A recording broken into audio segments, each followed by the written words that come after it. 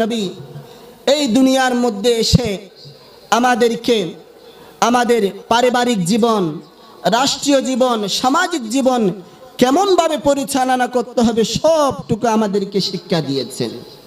আমরা শুধু মাহফিল করলে হবে না, আমাদেরকে এখান থেকে কিছু শিখে নিয়ে যেতে হবে, ঠিক না?